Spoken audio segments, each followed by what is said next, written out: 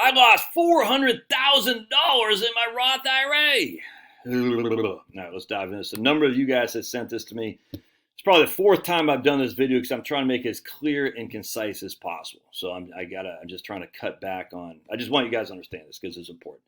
So here's a guy, a survey by Derek Saul, a personal finance expert, I guess, found that 92% of Americans think they should be investing in a Roth IRA. But Derek Saul says that's bad advice because from his own personal experience, he lost $400,000 of retirement income by having invested in a Roth versus traditional. All right. So the root of the problem is that people assume that if they're paying 22% on the money that's going forward, a Roth IRA today, they'll likely pay 22% of the tax.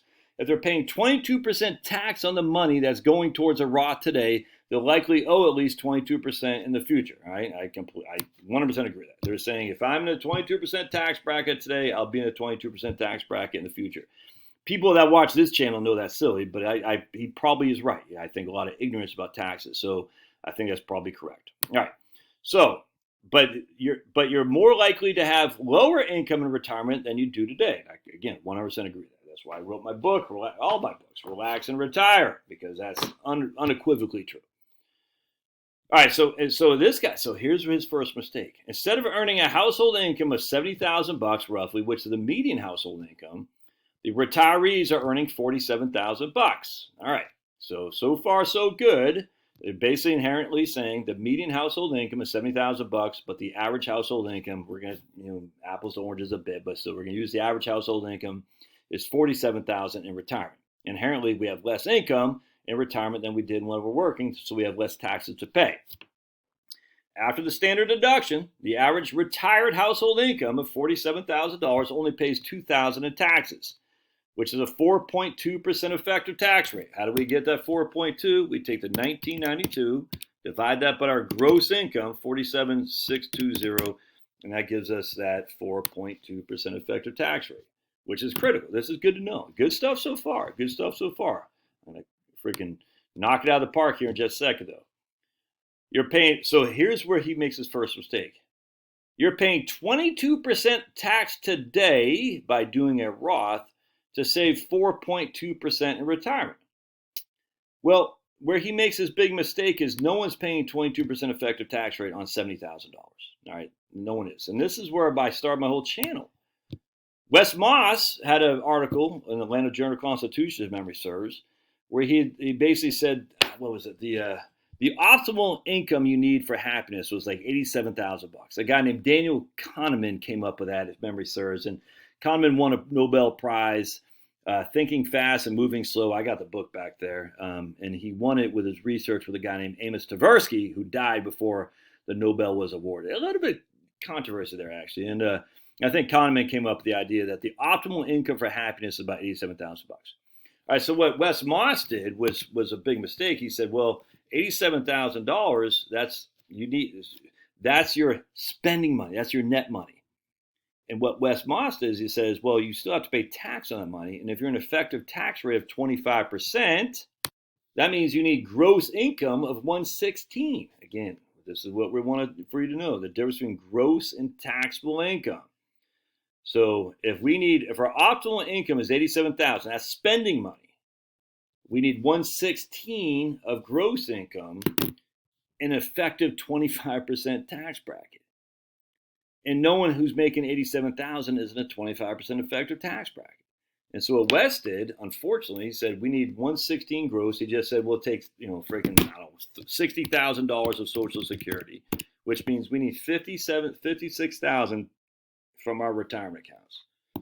And then we divide that by 0.04, and we need to have $1.4 million in order to have the optimal income as according to Daniel Kahneman. And if Kahneman didn't come up with that number, someone did, but it's along the same lines. And I said, that's just crazy because you're not paying a 25% effective tax rate, Wes Moss, at $87,000 income. That's how I started my whole channel. I think my first video was on that. I still have my tie. I don't think I have my jacket. All right, so anyway, so this guy is implying that your effective tax rate on $70,000 is 22%. It's not. It's just not even close to it. I don't understand why he's doing that. But now later on, he kind of pulls back. He fixes it. So let's come down here. It comes down to the marginal tax rate versus the effective tax rate. One, I completely agree. The effective tax rate is the average tax you pay. So with your ladder tax system, you pay 10% on some income, 12% on some, 22% on enough, on some others. If you earn 122 in a year, you have an effective tax rate of 9.8. You pay basically $12,000 on $122,000 of income. Your effective tax rate, for simplicity, is 10%. I completely agree. All right, the marginal tax rate is the tax bracket you're in. So at 122%, $122,000, you're in the 22% tax bracket. Your marginal tax bracket, your marginal tax rate is 22%, and he's 100% right. So here we go from the tax foundation, and this is, again, you got to know the difference between AGI and taxable income. A lot of people don't. This drives you up the wall. So here's some tax foundation. For married individuals filing jointly, the top of the 12% tax bracket, or the bottom of the 22 is the same thing, is basically $90,000. All right, so a lot of people are going to say, oh, if I make $91,000, I'm in the 22% tax bracket. No, because you still have standard deductions. All right, so you take that $27,700 plus the $89,450, that puts you at $117,000 at the top of the 12% tax bracket or the bottom of the 22% tax bracket. So if you have 117 and you make another $5,000 like this guy's talking about, that $5,000 is subject to a 22% tax rate. Why? Because you're now, that extra $5,000 puts you in the 22% marginal tax bracket. Remember, marginal tax rates are the amount of taxes you pay for the next dollar of earnings, So if I'm at 117, all right, and I make another $5,000, that $5,000 is taxed at my marginal tax rate, which is 22%. My effective tax rate is still going to be pretty low because that will bring my taxes up a little bit, but not much. So I'm still paying on that 122, I'm still only paying an effective tax rate of basically 10%. That's the effective tax rate. The marginal tax rate is the amount of tax I pay on my next dollar of income. So that's why this guy uses 122, because it does put him $5,000 into the 22% tax bracket. And his argument is that $5,000 should be used to do a pre-tax Roth as opposed to a pre-tax IRA, a tax-deductible IRA, as opposed to a Roth. Because basically, if you do a deductible IRA, check this out.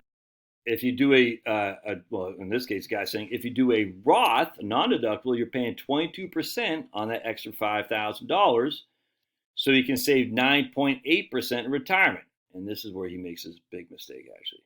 You're saving yourself, so by doing a traditional IRA, this guy argues, you're saving yourself 22% if you agree to pay 9.8% today. All right, again, because of the difference between marginal and effective tax rates. So he says, why would you ever do a Roth to pay 22% to avoid 9.8% in the future? And I completely agree with this. That's no different than if you're making $1 million right now as income. You'd never do a Roth if you're going to be making $50,000 in retirement. It doesn't make sense. What I'm saying, if you're literally making $1 million today while you're working, and you're only going to make freaking $50,000 in the future, don't do Roth. That makes no sense. That's the same argument here, essentially. But where he messes up, though, this is the thing that's annoying to me. If you put your money in a traditional IRA, deferring the marginal tax at 22%, so you can pay the effective tax rate in retirement. In other words, you're saving yourself 22% taxes today if you agree to pay 9.8% taxes in retirement, assuming the same income and tax rates. That's not true, Derek. Assuming the same income and tax rates. The same income is 122. That extra $5,000 has to come out at some point, either with RMDs or just pulled out. It will still be coming out at 22%. How does this guy not see this? If I'm making 122, that I'm at the 117, and I have an extra $5,000, I'm paying a 22% marginal tax rate on the extra $5,000, be it now or in the future. I'm not getting deferral on 122, so I'm basically paying 9.8% effective tax rate now and in the future. It's got to be one or the other. I cannot say I'm going to do a traditional IRA, all right? Pay 9.8% today, and defer that $5,000 into the future and only pay 9.8% because I still have to pull the money out, which will still put me in the 22% tax rate. What? Like, come on. This doesn't make any sense. You're not swapping 22 for 9.8. You're swapping 22 now for 22 in the future. That's what you're doing. I hope this makes sense. I'm like, dude, because he says right here, assuming the same income and same tax rates. If the same income is 122 and the same tax rates, that extra $5,000 that you defer today will be paying 22% in the future. I mean, come on. The argument would be, actually, that if you're in a lower income tax bracket in the future because you have lower income, then you don't want to do a Roth. Again, if I'm Bill Gates making, my ill-gotten gains at freaking $1 million a year, and here's old Josh digging ditches at $50,000 a year, Bill Gates doesn't want to do freaking a Roth IRA if he's going to be making my kind of income when he retires. That doesn't make any sense. That makes no sense at all. If I'm Josh at $50,000 a year, and I expect to be making not even Bill Gates money, but just a little bit about the same or more, and then you're going to factor in Social Security in this with a tax torpedo and stuff, then I should be doing a Roth, and especially if I'm getting 11% return on my money. Like this guy's, his assumptions are 11% rate of return. I'm like, okay.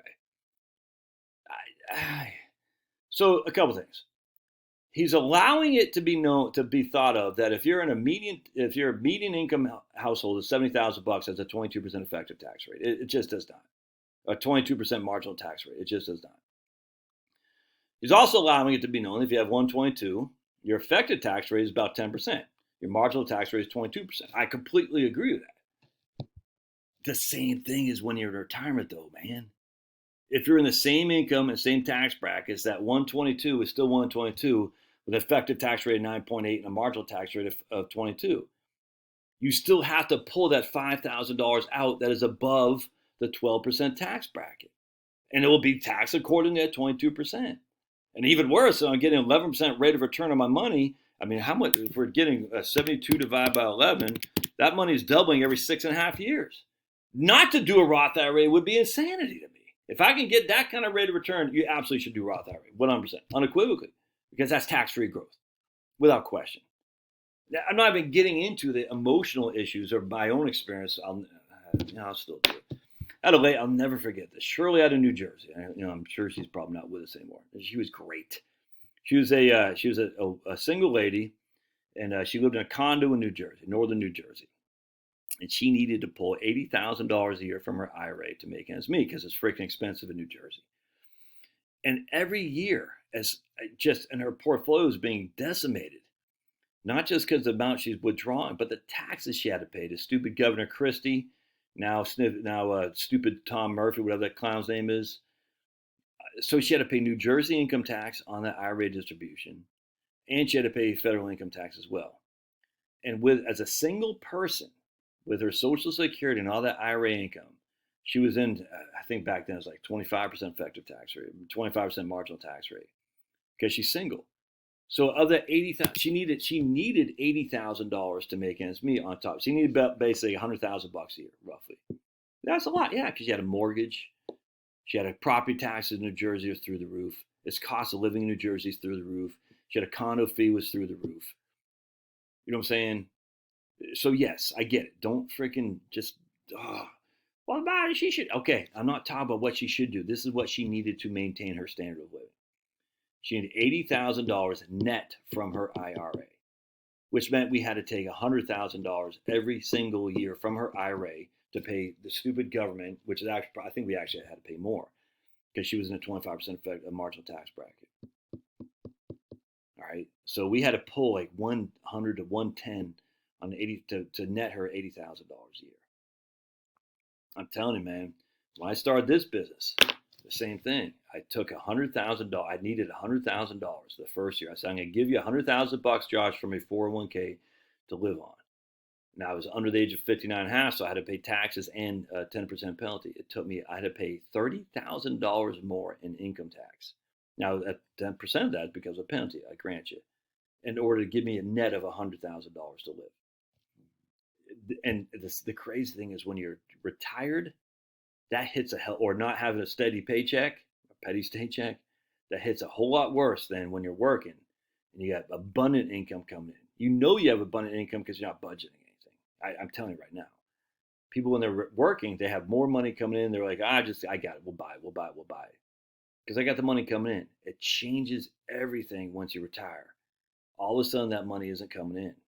I'm telling you. And all of a sudden, that money is coming from your portfolio. You're looking at that portfolio. A whole different emotional freaking thought process comes when you're retired. And not only is the money not coming in and not adding to your portfolio, here the money, your limited amount of Social Security, plus you're pulling from your portfolio, plus you got to pay taxes. It changes everything.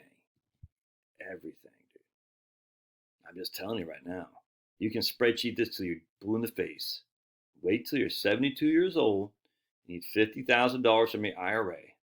You're going to say, I'm glad I followed whatever this guy, Derek's stuff, and I did it traditional. Yeah. And you're single. $50,000 from your IRA plus your Social Security, you're bordering on a 25% marginal tax bracket. That means $12,500 in taxes you're going to have to pay, and that's only to the feds. So for a $50,000 distribution, you're paying $62,500. So if you had $1 million, $50,000 distribution at 5%, that's no big deal.